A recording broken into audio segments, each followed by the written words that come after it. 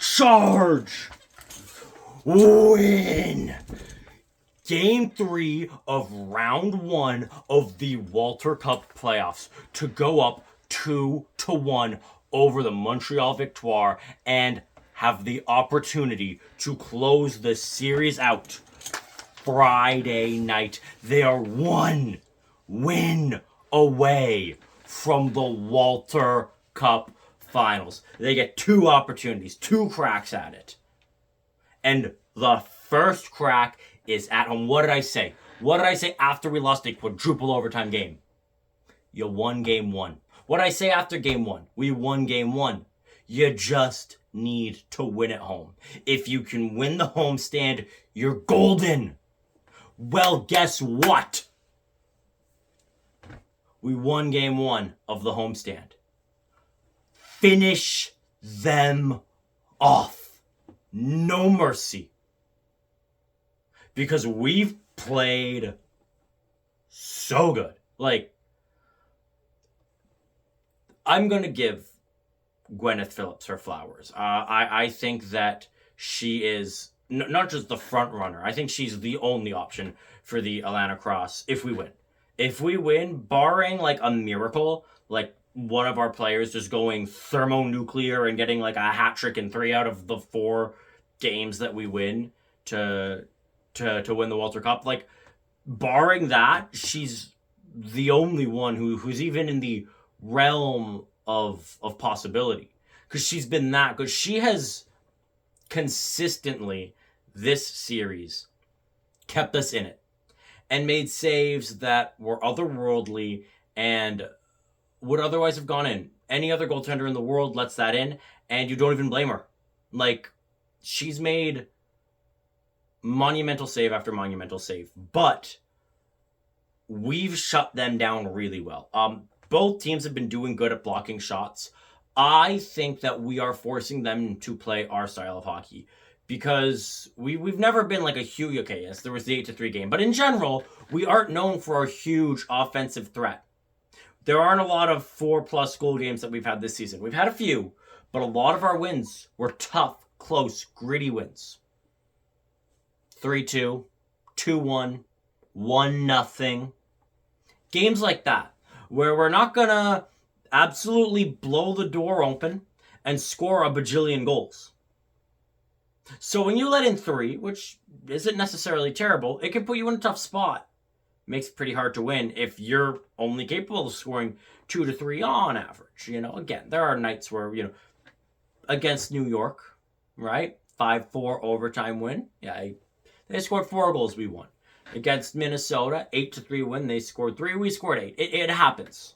Don't get me wrong. But generally, when the Ottawa Charge win hockey games, it's because our opponents are held to 2 goals or less. And that's when we're playing at our best. And it nearly led to a sweep. Like, we were this close. There were so many opportunities. The only reason why it isn't a sweep is that Desbiens is arguably just as good. Notice I'm saying arguably. Before I was like, she's the number one. As this series goes on, I'm really starting to think that in the near future, Gwyneth Phillips will be the undisputed best goaltender in the world. I think that if we win this series in 4, and if Desbiens has another good performance, just even 900, plays 900 hockey, you know, makes say 20 saves, lets in 2, and we win 3-2 or better, I think that there's going to be a lot more attention on, like, oh, she's like the real deal. She's a rookie. Remember, she's a rookie goaltender. She's 25. That's young for a goalie. That's really young for a goaltender. And she's going up against maybe the best goaltender to ever do it. And it's not that she's going blow for blow. It's that she's winning. In fact, if you look at Phillips against the Victoire, it took the Victoire 4 overtimes to beat her once. And now they got to find a way to do it 2 games in a row. I'm not saying it's impossible. It's the PWHL. Anything is possible. I've seen far crazier. Last season, we saw Toronto take on Minnesota, who backed into the playoffs and looked absolutely terrible. And they got reverse swept. Anything is possible. You never know. Momentum can change on a dime. But I ask you this. How many Victoire fans are going to bed tonight confident? How many of them are saying, we'll get it next time. We're fine. We'll tie it up Friday and then we'll win the series on Sunday. How many Victoire, genuinely, how many Victoire fans are just totally chill right now? They're good. Handful? 2 handfuls maybe? It's not a lot. Because, in my opinion, when the Victoire was doing really good against us, lots of 1-goal games, lots of close losses for us, what was the difference? Goaltending. We had really good goaltending. We had solid goaltending. Mastermeyer is one of the best. And Desbiens was maybe this much better. And that made all the difference. This series, Phillips has been this much better. And it has made a world of difference. I gotta read the current playoff statistics. In 3 games played, Gwyneth Phillips has logged 254 minutes and 33 seconds of ice time.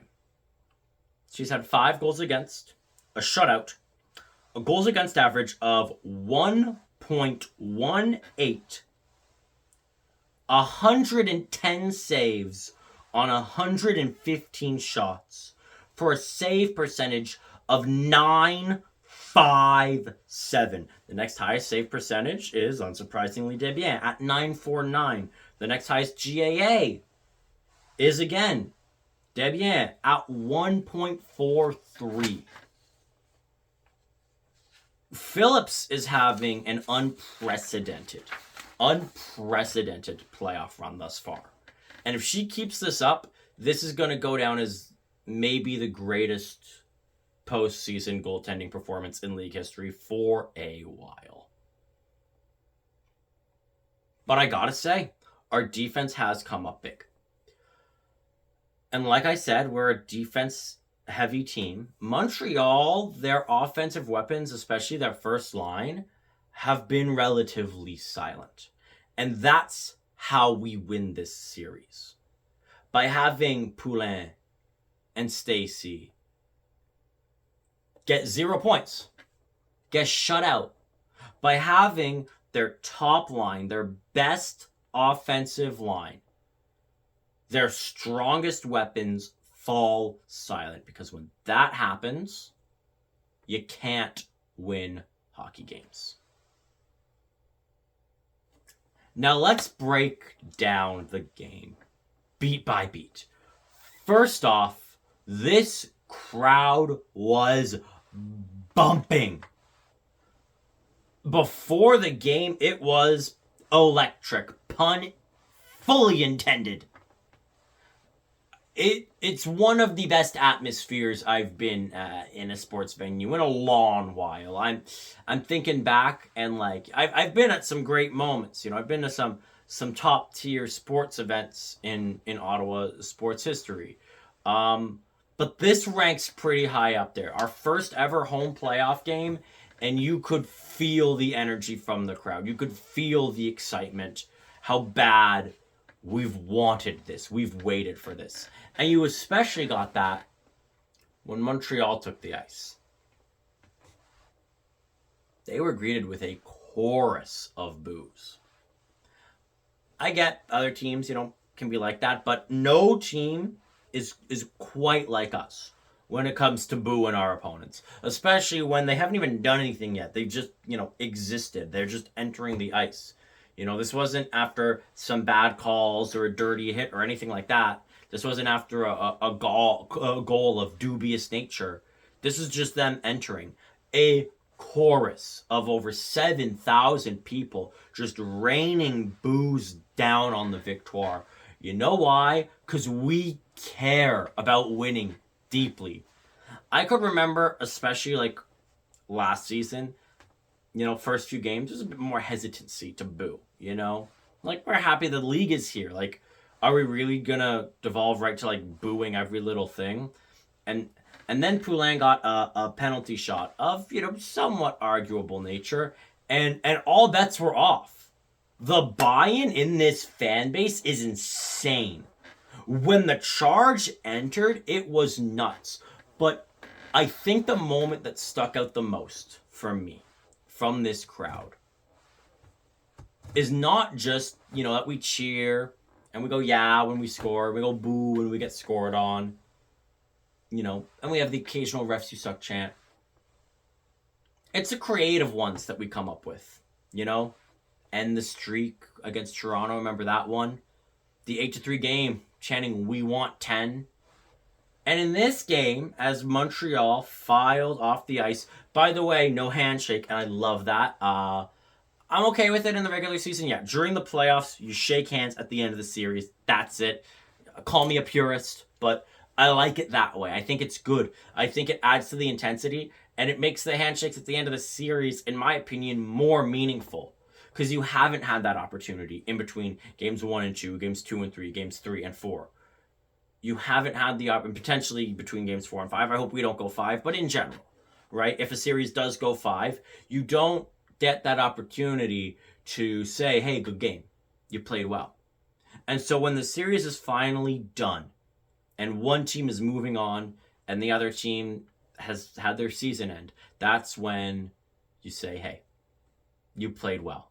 And, I'm sorry that your season is over because you played really well and you should feel like a champion no matter the results, or, hey, you played really well and congratulations, it was a hard fought series, but at the end of the day, you're the winner and best of luck moving forward.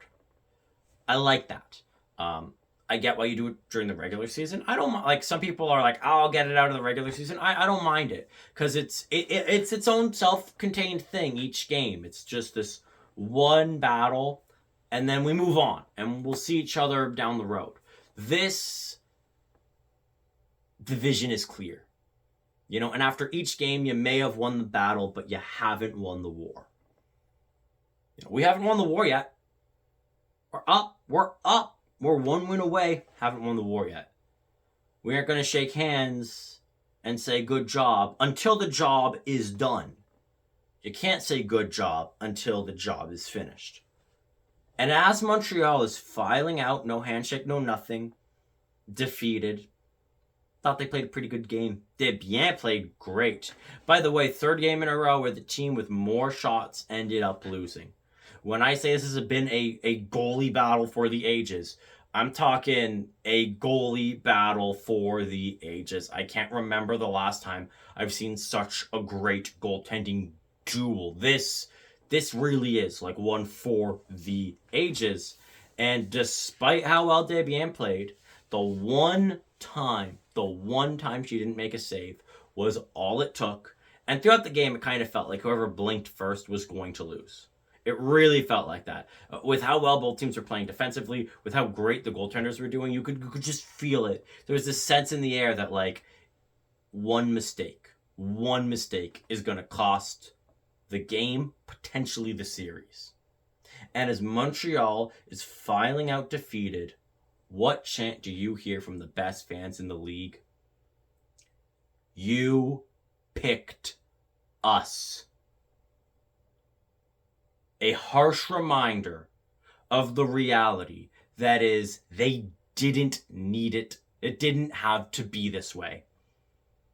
They could have had Minnesota. And Minnesota's doing pretty good against Toronto, but at the same time, like, did you see Game 3? Soup didn't exactly play a stellar lights-out game. That same day, Desbiens made over 60 saves. That same exact day. I can tell you this much. Minnesota ain't scoring 7 on Montreal in the playoffs. But I can also tell you this. If Friday goes our way, Minnesota ain't scoring any on Montreal in the playoffs. Because they won't get the chance. And as Montreal is filing out of the building, we are reminding them that they put themselves here. They said, we want Ottawa. Well, guess what? You got Ottawa. And now you got Ottawa fans. Best fans in the league. I'm just going to say, if we have a lead of more than one goal in the final 30 seconds of Game 4, I don't think we're just going to be cheering. I think we're also going to be jeering. We're going to be mocking. We're going to probably be saying some chants, mocking the fact that they put themselves in this situation. Despite the fact that Montreal's played a damn good series, and this series could have gone either way. Like, this series could be done after tonight. Every game has been so tight. And to be quite frank, if Montreal didn't pick us, they'd probably face us in the final and have to deal with us anyway, the way we've been playing. If this is how we play, like, we've upped our gear. We've upped our game. We've found a new level for the playoffs.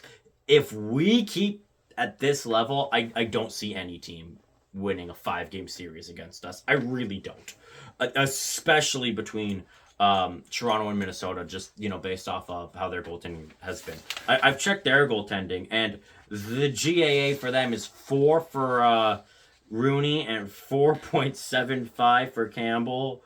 The save percentage for Rooney is .849 compared to .813 for Campbell. I mean, when you're over .100 better, I have a tough time. Like, Minnesota would need to be firing on all cylinders to beat us. They would need to be getting consistent 3+ goal nights to win. And I have a tough time seeing them do that. When Marie-Philippe Poulin has cracked the score sheet, once in 3 games against Phillips? So, as the chorus of boos comes down, as the crowd is hyped up, the game starts, and Ottawa had all the momentum to start the first period. All the chances, all the zone time, all the shots. Shots were 5-0 Ottawa to start the game, if you can believe it. Towards the end, Montreal got a bit of that momentum back. I'd say around the 7-minute mark is where things started to even out and Montreal started applying pressure. And they applied some long-term pressure there for almost 2 or 3 minutes. It felt like we were just stuck in our end. Couldn't clear it. And then, arm goes up. Montreal takes a penalty. We're on the power play first. Golden opportunity late in the period. And we generate some momentum from that. We don't score, but penalty carries over into the second. I like the first. And I was thinking, look, tight game. Both goaltenders we knew were going to be great. In the first period alone, we had 12 shots. And none went in. This is about what we expected, especially after last game. This is what everyone expected. I'd be shocked if Game 4 is a high-scoring affair. It's probably going to be like a 3-2, 2-1, 2-0 type of final score. That's what I'm predicting. Second period was all Montreal to start. Phillips and blocked shots is what kept the game tied. It was an inverse of the other period where it was Montreal for most of the second, I felt. But we started to gain some momentum towards the end of the period. And then arm goes up and it's another penalty to Montreal. So we're starting to gain some momentum. We have a power play. Oh, this is an opportunity to score a goal, right? Well, you'd think. But we don't. And I thought our second power play wasn't nearly as good. Going into the third, what's been the story of this series? Goaltending, defense. Who is gonna blink first? Well, in the third period, looks like it was gonna be us. We take a penalty. And it's early, and I'm thinking, oh no. This is the first time all game we're on the penalty kill. Early in the third period. This has classic Ottawa charge, painful loss written all over it. But no, we get a kill. Montreal definitely scared us, I thought, in the first half of the penalty kill. They had a few chances. The second half, I thought we killed off pretty well, pretty effectively. And that in the second half of their power play, it actually didn't look like a Montreal power play. didn't look like what we're used to seeing. Did a really good job. We killed it off. Then Gabby Hughes gets it open to McMahon, who earlier in the game had an opportunity. It went right through her legs. She had an open net, and it went through her legs. This time, Gabby Hughes shoots, rebound to McMahon. This time, she does not miss. She shoots, she scores 1-0. Ottawa takes the lead. I'm so happy that Gabby is the one who got the assist. I was like, how does she not have a point? I thought she was playing really well this series. I'm glad that, that the seal's been broken. Because I feel like she could just give us an avalanche of offense if you let her. Well, we take the lead, and throughout the game, I thought the reffing was okay. We got to talk about the refs. There was a sequence of events. This one sequence where they were just terrible. So Stacy hits Bell. I thought it was high, and I think the part that you can really tell it high is as she's fallen, she kind of does this. The elbow goes up. Whether or not it makes contact, to me, I don't even know how relevant that is because she got her high. And when your elbow's going up like this after you've hit somebody high and they're still going backwards, how is that not 5? Everyone saw it from every angle in the stadium, and everyone assumed it was 5. Initially, there was no call on the ice, so Gabby Hughes answers the call. She stands up for her teammate, which I love. She doesn't drop the gloves or anything, but late, when the play has already moved on, she delivers a hit, as she should, because that should have been a penalty. And throughout the third, leading up to this moment, I felt like Montreal was getting away with some stuff, but I was able to stomach it and say, well, we've gotten away with some stuff. It's the playoffs. Let them play. If it isn't like blatant and obvious, don't call it. This is blatant and obvious, and you have to call it. And the refs convene, and they do. They call it 5 for Stacy, 2 for Hughes, and I think good, because that's the right call. That is the right call. 5 in a game for Stacy, 2 minutes for Gabby Hughes. We do not deserve a 5-minute power play. Gabby Hughes answered the bell. That's 2 minutes. And then it's 2 minutes for Stacy, and I'm like, okay, like, it happens, okay, maybe questionable, but whatever, I'm fine. If that was the end of it, I'd have been a little ill-miffed, and I would have moved on, and I wouldn't have really mentioned this. I would have just, briefly mentioned it. Then we get a penalty called on us.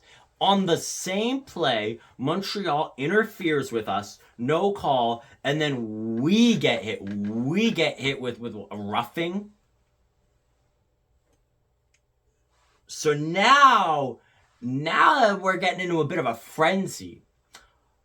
Because what? Okay, first off, we should have had a 3-minute power play. Second off, it should have been after the 2 minutes for Gabby Hughes, it should have become a 5-on-3. And now you mean to tell me that not only did that not happen, they have a power play? Fine.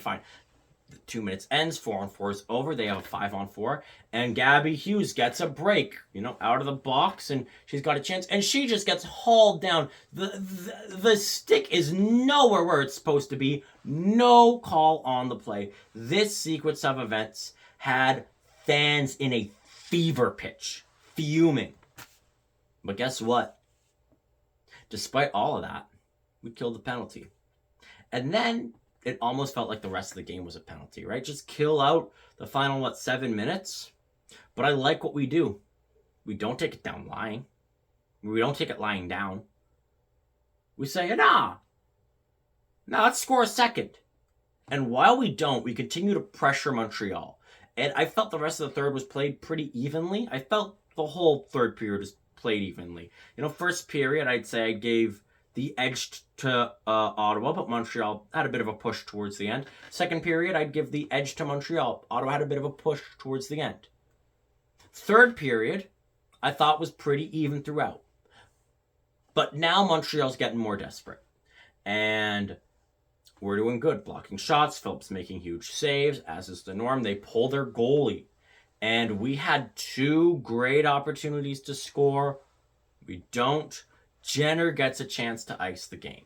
and she isn't able to get it in the net. But she does something smart. She pins it against the boards in Montreal's end with like 20 seconds left. This is a great play because, A, if you win that battle, you can score the goal and really end the game. But even if you don't, if you eat like 5 to 10 seconds, they just kind of need to desperately get it into our end, which is what they do. They dump and chase, and the chase doesn't work, and the crowd counts the seconds down, and game over. Ottawa wins. A 1-0 shutout. Phillips' first shutout in the playoffs. I think, third of the season, third of her career. She got a shutout in the playoffs before Desbiens. Let that sink in. She beat Desbiens to a shutout. And now we stand but one win away from the Walter Cup finals. And leaving that game, this city was in a fever pitch. The cars are honking. The fans are cheering. Till you were well outside of TD. I mean, far. You could still hear people saying, go, Ottawa, go, go, Charge, go, go, Charge, go. People were still saying it like a ways away from the stadium. It's going to be a party if we win on Friday. And we've given ourselves the opportunity to really make Montreal regret selecting us. And we got to remind them, you picked us. You wanted this. Well, now we're at a fever pitch. See you for Game 4. And as always, go! Ottawa! Go!